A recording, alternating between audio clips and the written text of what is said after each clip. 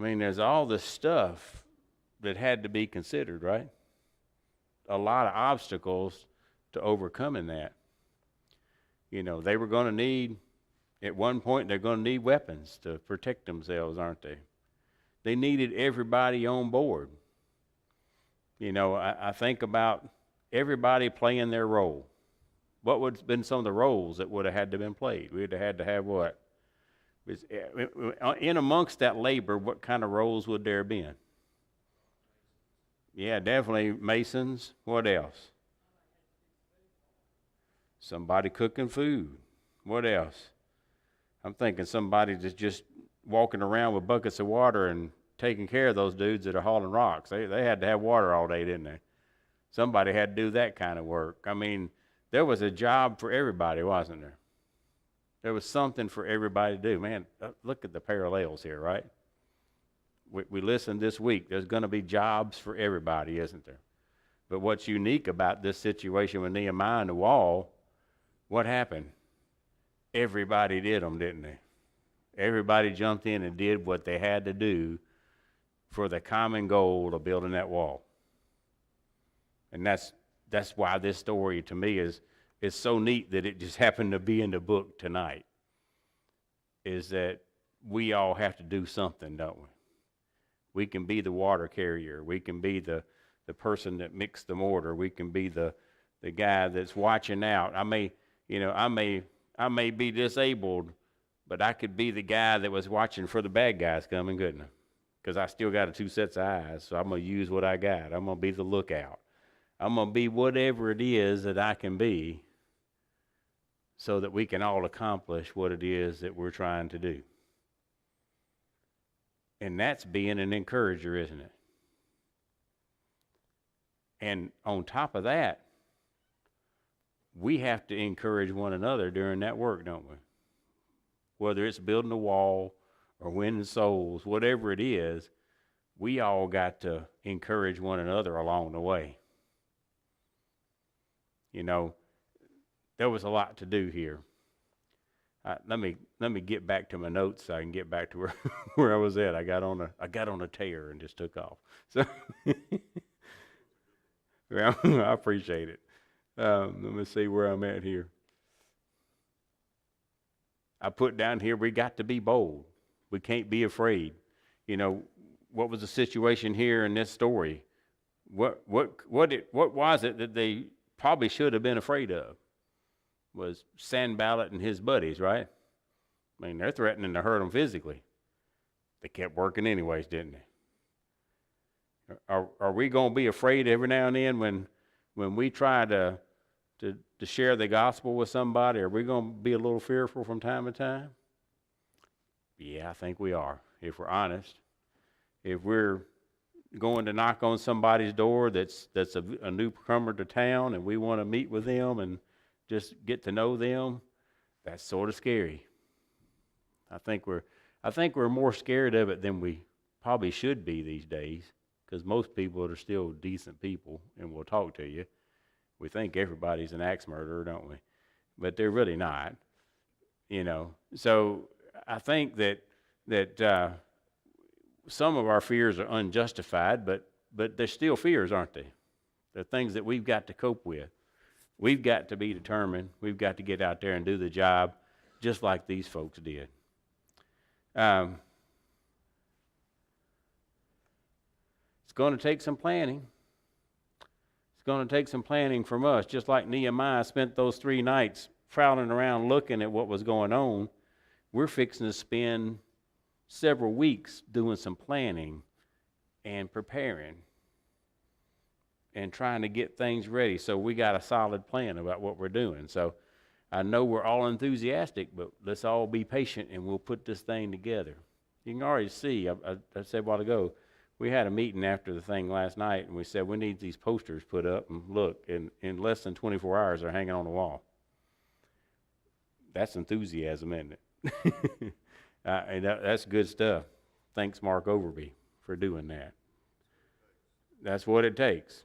He said, I'll take care of that, and bam, it got done. It's already on the wall today.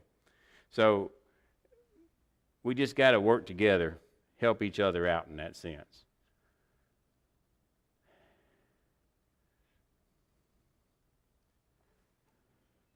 I put down here, maybe some of these folks couldn't do the heavy lifting, and we talked about that earlier.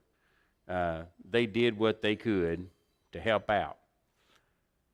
We also have to have passion in our presentation. Did we see that this week? Did we see a man that's passionate about what he does? I don't know how you could deny that, right? That enthusiasm is infectious, isn't it? When you get around somebody that's that focused on something they do, it's really good to be around. It helps us all to want to be like that and do those kind of things. Nehemiah did the same kind of thing. I'm sure he didn't just walk into Jerusalem and say, hey guys, why don't we just build a wall? I'm sure he rallied them in some way to get them that fired up and excited and all run out to do this job. Now, I know God was with him, and there was some intervention in there in that sense, I believe, as well, but he had to have passion and enthusiasm to get that done in such a short period of time. Again, we need to see that ourselves here. I'm gonna venture a guess, but I'm guessing for some of you that were here over the last several nights, you already got somebody in mind, don't you? That you're thinking about, maybe I could share the gospel with them. You're already thinking about what you can do, and you're planning and you're preparing. So that's the kind of passion we need. And passion can be a bad thing, but most of the time it's a good thing. Passion and zeal are not always good or evil. In Galatians 4:17 through 18, Paul says concerning those wanting to drag them back to the old law, he says what? They zealously court you, but for no good. Yes, they want to exclude you that you may be zealous for them. Otherwise, they want you to be like them. And we all know that Paul was, before his conversion, was Paul passionate about what he was doing? He was a passionate persecutor of Christians, wasn't he? So sometimes passion can be a bad thing. Of course, he changed after his experience on the road to Damascus, and he became a Christian, and he was just as passionate about his Christianity as he was his Judaism. And I think that's one of the reasons that God picked him. Because I think God knew that Paul, in his heart, really thought he was doing the right thing. And I think that's why he was chosen for that role. Because he knew he would bring that same kind of passion to his Christianity. God knew what he would be able to do. We're going to have to do some problem solving along the way. If we're going to be an encourager, are we going to run into a few problems? Yep, we are. We talked about a while ago, Nehemiah had all these problems he had to solve to get it done. We're going to run into some criticism. There's going to be some people that tell us, you ought not be doing that. That's the wrong way to handle that, right? Again, stuff that we've heard throughout this week that we need to be prepared for and working towards. Nehemiah had Sanballat and his crew that were trying to stop him. And he just worked right on through the criticism. He didn't even stop working to go meet with them, did he? He said, I ain't got time for you guys. I got bigger and better things to do. I'm moving on with my work. And he just ignored them. Got the work done. It's a big task, isn't it? It's a big task. It's a big thing to build that wall, and it's also a big task for us to try to bring people to Christ. They had to do some sacrificing, but they had a dream, didn't they? We have dreams a lot of times ourselves.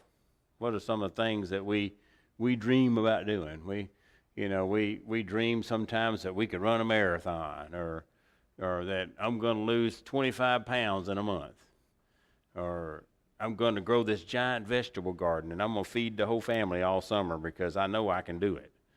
I'm going to build a tree house for my kids and they're going to have a great time out there. And what happens?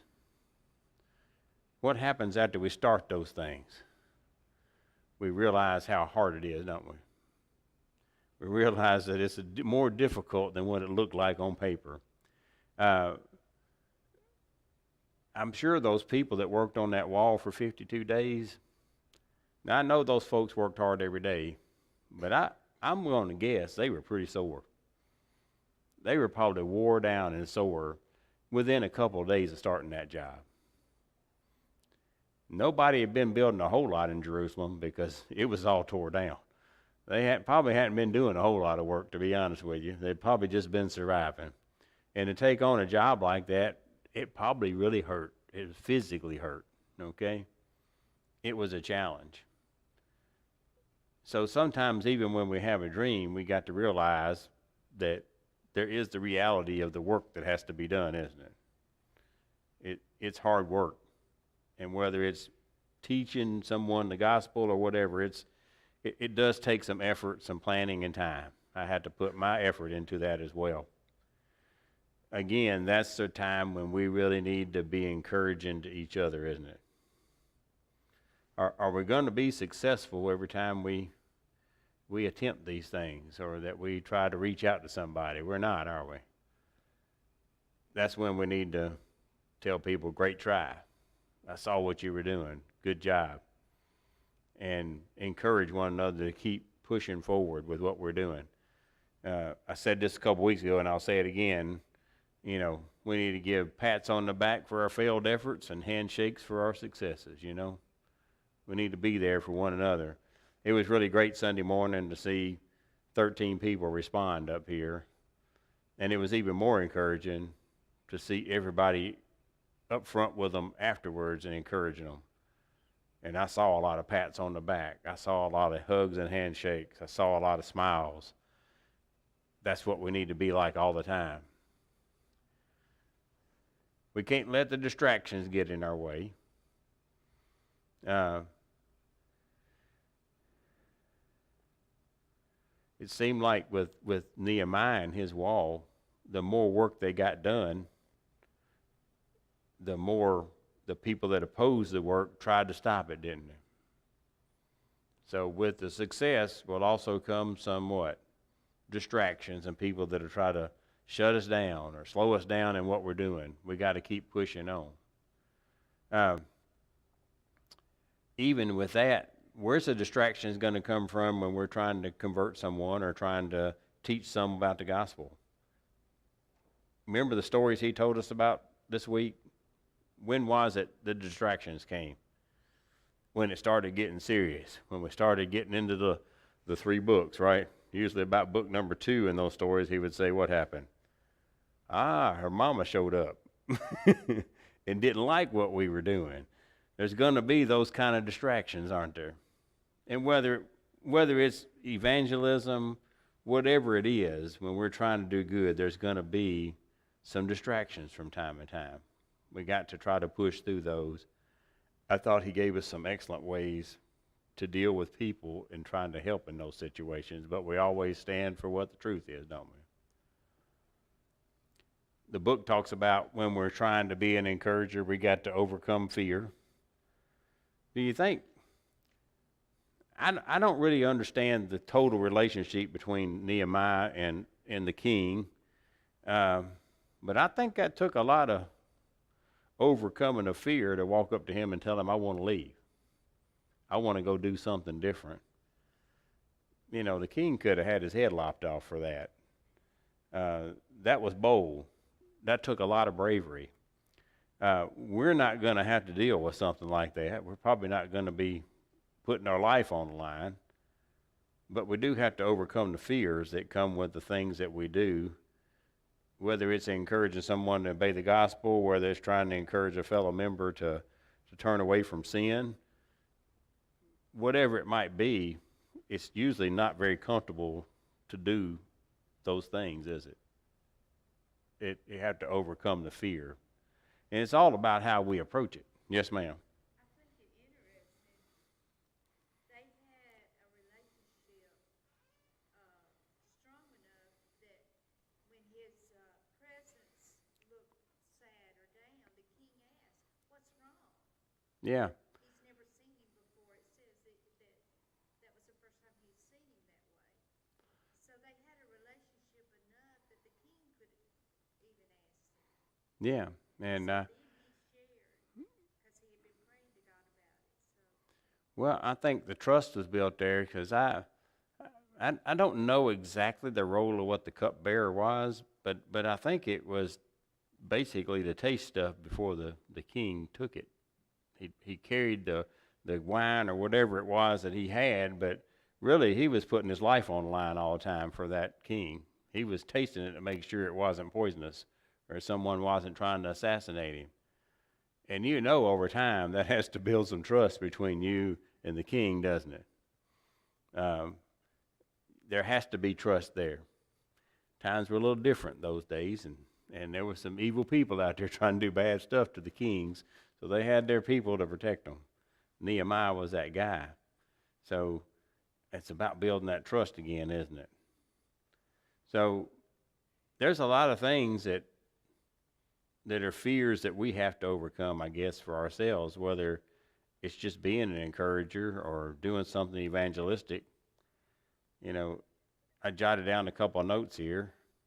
I said if it's knowledge that we lack and that we fear, how do we overcome that? We just got to study, right? Just start studying. And you'll gain the confidence and the knowledge you need to do that.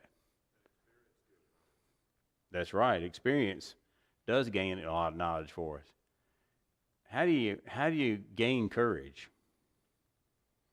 How do you get more courageous in your efforts? How does that happen? I think you said it, didn't you? You got to practice it, right? You got to give it a try. Now, you know, there's some things I'm not willing to try. I'm not jumping out of a perfectly good airplane, even if I got a parachute. I'll never have that kind of confidence in a parachute, okay? Not doing that. All right, that's not on my list of things to do. But there's a lot of other things that I've been afraid of over the years that I'm okay with trying now, or that I do regularly because I took the chance and tried it one time. I've learned there's a few things I don't need to do because I tried them and I wasn't good at them, okay?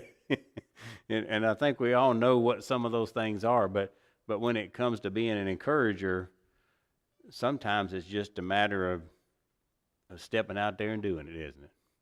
And it just gets easier every time.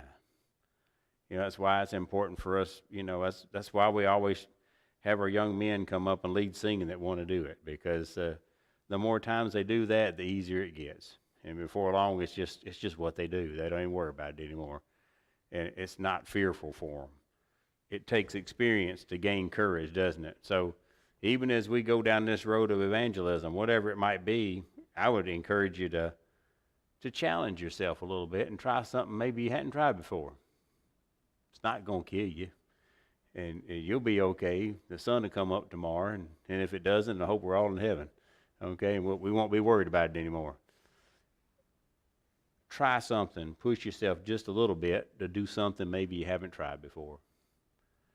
And then when there are no solutions to our fears, what can we do? Pray for some solutions.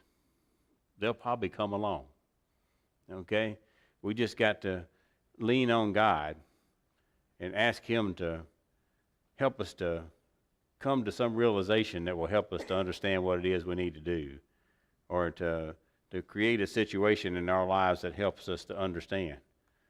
So, and then ultimately, I don't know what Nehemiah and them did, but there was something about the story when we got to the end. I didn't read the whole book of Nehemiah, but when I got to the end of chapter 6, they completed a wall.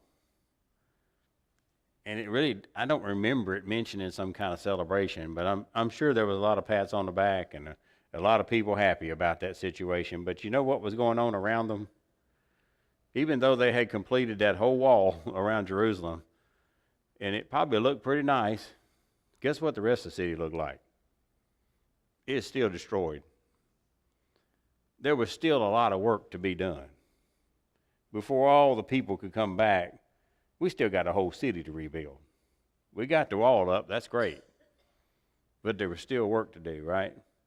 But we got to stop when we accomplish something like that. we do need to stop and recognize that we've accomplished something good. We need to pat ourselves on the back. We need to encourage one another. We need to show people appreciation. And then people will be ready to step up and do the next thing. You know, we can find examples of that all around us outside the church, and I think it works within the church too. I think sometimes as Christians, we feel uncomfortable if somebody praises us in some way for something that we feel like we should have done because that's what we're supposed to do as a Christian. Y'all understand what I'm saying? We don't like to get trophies and those kind of things, and that's probably not what we ought to be doing. But I think it's okay, you know, to say, Brother Oran, you did a great job. And I'm going to say that in front of everybody here. We appreciate you. I think that kind of stuff is very appropriate, and I think we need to do that more often and let people know we appreciate what they do. That's the kind of praise we're talking about here, and I just got a feeling that Nehemiah was doing a lot of that too, okay, as he was walking around the wall and checking on people at this gate or that gate. I'm sure he was paying compliments. Man, you're the best block layer I've ever seen. Man, look at that guy over there. He's getting the food out. He's going to have a meal for y'all in an hour. Y'all just keep working. We'll get it to you as soon as he can. That's the kind of guy I feel like Nehemiah probably was while all this was going on. You know, I think about Steve. He's probably doing that where he's at, working with the concrete guys and all the stuff he's doing, right? He's a supervisor, and I bet you he's complimenting the guys that are doing a great job. Every now and then he probably has to say, you know, y'all need to get to work. But overall, I bet he's an encourager as well. So Nehemiah was a great encourager. I think we should be that as well. There was 10 steps that we sort of talked about tonight. I think I got most of them here, but these are Nehemiah's 10 steps for encouraging people. Lean on God. Identify what the needs are, what it is that people need, and try to meet those needs. Always assess the situation. He did that by walking around the wall, didn't he? Checking out what was going on. Make a detailed plan. Don't just go at it randomly. Have a plan in mind before you get started. Have a compelling vision so everybody understands what you're doing. That may not have to be a fancy chart, but it needs to be simple enough that everybody understands this is what we're trying to do. We need to be focused on something, don't we? So we can get it done. Delegate the work to people. Keep it organized, but delegate it out to different people. Let everybody be involved. Expect to be criticized every now and then. Resist the distractions. Follow through with your work, and when you get done, celebrate with everybody. If we do that, we'll all be encouraged, and we'll move all the work forward. So I'm excited. I hope y'all are, and we'll see everybody Sunday morning. Thank you tonight.